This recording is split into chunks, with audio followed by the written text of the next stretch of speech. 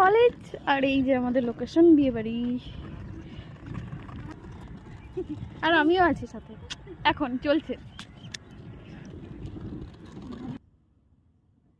23শে জানুয়ারি, খুব স্পেশাল একটা দিন। সেদিন আমাদের নেতাজির জন্মদিন ও বাগদেবীর পুজো দুটো একসাথে ছিল। দুটোই স্পেশাল, খুব সুন্দর একটা মুহূর্ত পড়ে গিয়েছিল। আর সেদিনই ছিল আমাদের বুকিং ডেট। তো প্রথমে ঢুকতেই দেখলাম আমি ব্রাইডকে, গায়ে হলুদের প্রিপারেশন চলছে। আর এখানে এইটা ছিল আমার আগের ব্রাইড, তোমরা দেখেছো পূজাকে।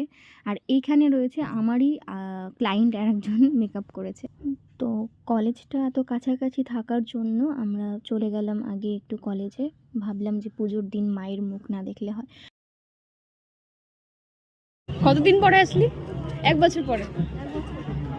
তো ভেতরে ঢুকতেই দেখলাম যে সবাই কি সুন্দর সাজুগুজু করে বেরিয়েছে, অপূর্ব সুন্দর লাগছিল সবাইকে দেখতে। তো যাই হোক, কাজের সূত্রে বেরিয়েছি, কোনো ব্যাপার না। আর মায়ের মুখ দর্শন করে কী যে ভালো লাগলো। আর মাকে বলা হলো যে এইভাবেই তোমার আশীর্বাদের হাত আমাদের মাথার উপরে রেখো, সবাইকে ভালো রেখো, সবাই যেন সুশিক্ষায় মানুষ হতে পারে।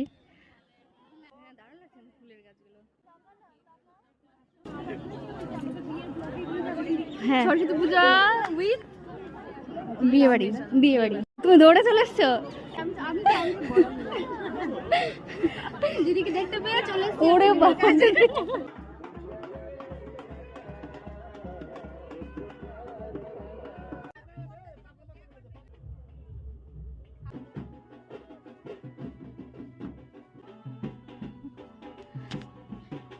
ব্রাইড কিন্তু প্রচণ্ড তাড়া দিচ্ছিল, কিন্তু যারা রিচুয়াল করছিল তারা কিন্তু অতটা হেলদোল দেয়নি, তার জন্য কিন্তু প্রেশারটা বেশ পড়ে গেছিলো। আর তো বিভিন্ন রকমের আচার নিয়ম করে তারপরে বিভিন্ন ভিডিও শ্যুট অবশ্যই সারা জীবনের সঙ্গী করে একটু দেরি হয়ে গেছিলো। আমি ফুলটা যখন তৈরি করছিলাম, ফুলগুলো যখন রেডি করছিলাম, তখন আমার মনটা কিন্তু অলরেডি একটু খারাপ হয়ে গেছিলো, কারণ মেকআপের জন্য একটু সময় আমাদের হাতে নিয়ে কাজ করতে হয়। তো প্লিজ যারা বুকিং করছো তারা এই জিনিসটা মাথায় রেখো। মানে আমি প্রচণ্ড প্রেশারের মধ্যে পড়ে যাই। তো এইভাবেই একে অপরের সবাইকেই বোঝা দরকার যে একটা মেকআপ আর্টিস্ট মানে সবসময় যে নিজের মতো করে 1 ঘন্টায় চাইলেই সব কিছু করে দিতে পারে তা কিন্তু না। প্রপার জিনিস করার জন্য আমাদের কিন্তু কিছুটা টাইম মেনটেন করে কাজ করতে হয়। তো একটু দেরি হয়ে যাওয়ার কারণে কিন্তু আমি স্যাটিসফাইড